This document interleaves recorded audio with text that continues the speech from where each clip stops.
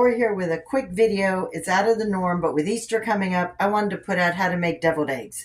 I've shown you egg salad, and it's almost the same, but I'm going to show you how to do deviled eggs. Of course, you take your eggs and you boil them. Remember the hack. Spin them. When you think they're done, they may or may not be done. Spin them. If they spin and stay in one spot, they're done. If they want to wobble all over the place, they are not done.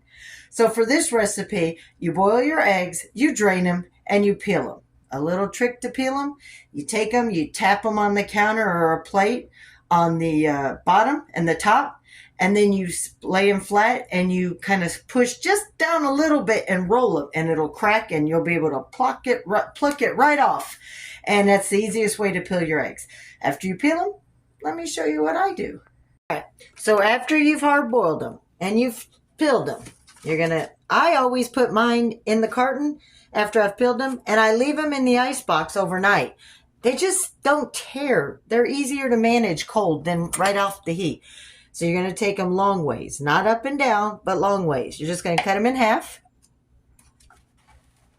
Now, I'm sure most of you already know how to do this. But after you cut them in half, pop out the inside. And you want to get as much of that out as you can. Place them in your pan, your holder, wherever you want to lay them, on your counter, wherever. So once you've shucked them, yeah, I said shucked, popped them out. All right. Now, you're going to need your mayonnaise or your Miracle Whip. You're going to need a little salt and pepper, and you're going to need a little bit of mustard and sugar. Why do I have sugar, you ask? Because you got to have some sweet deviled eggs. Come on, people. You know, I like that sugar.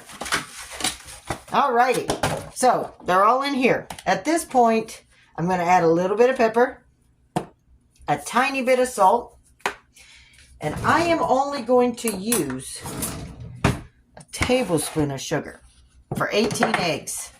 Okay? Just 1 spoon, and you're just going to sprinkle it all over it. That's the only amount of sugar you're going to put in there. Now, I'm going to proceed to mash these with my spoon. You want them as flat, no chunks. So, as you see, you're going to mash them like you would for your egg salad. But in egg salad, you have the chunky white pieces. You ain't going to do this in no deviled eggs. Nobody wants a chunk of yolk in their mouth.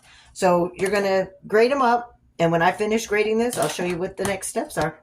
All right. Almost powder form. Look at that. Just crumbles. Okay, like you would a cracker if you mashed it up. This is how you want it to look. All flaky, crumbly. Okay? Now, at this point, all you want is just the drop of mustard. I mean, watch. 1 little squeeze. Barely enough to see it. I might do a little bit more, but not much. Not even half a tablespoon. Because all that does is add the coloring.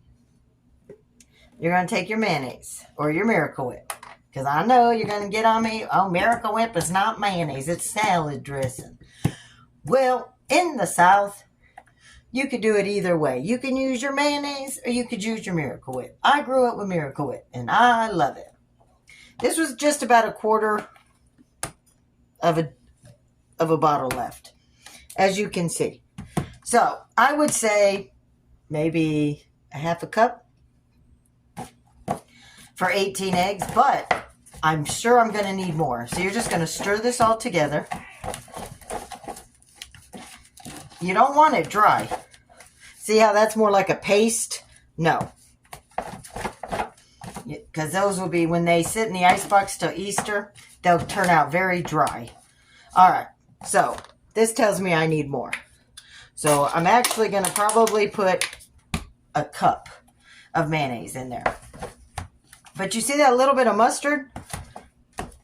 It gives you that little bit of tang and keeps that color vibrant yellow.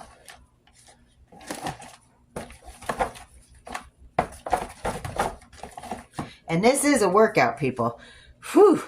Talk about, I know you men can handle all this hand motion, but us women, yeah. All right, you see how it's still a little thick. At this point, you make it the way you want. I'm only going to put about another tablespoon of mayonnaise in there. There we go. So I put a cup and then another tablespoon total. There you go. So it's like a paste, but it's still creamy. At this point, taste it how you want. I got enough sugar, but I'm going to put a little bit more pepper. And actually, I am going to put half of a teaspoon of sugar in there. All right. I meant I had enough salt. Sorry about that. I know I said sugar and then I added some more. I meant to say I had enough salt. You flavor it to taste. This is just how my family likes it. This is how I grew up. Now, my mother did things differently, of course, but as we grew up. So, I've got my paste. I slide my eggs on over. And all I do is I take a spoon and I just pour it into my eggs. Let me show you, after I've done a couple, what they look like.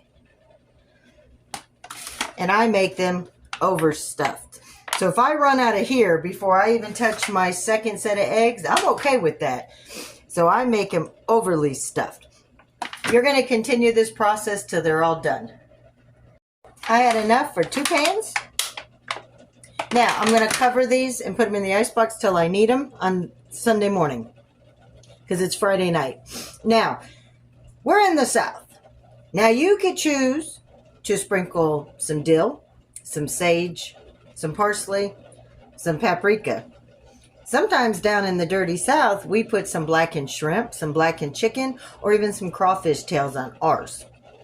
These are more, you would do more of that, the meat aspect for like a Super Bowl party, a gathering of friends, something like that. For Easter, I just leave ours plain. I don't put the paprika on there. I don't do nothing. I just leave them simple, easy recipe. So, once again, about a cup and 1 cup and a teaspoon of mayonnaise, a tablespoon of mustard, a dash of pepper, pinch of salt, and about a tablespoon and a half of sugar. You mix it all up, and I hope you enjoy. Nice, creamy, fluffy eggs. All right. For this recipe and more, hope to see you at Lori's World. Have a happy Easter.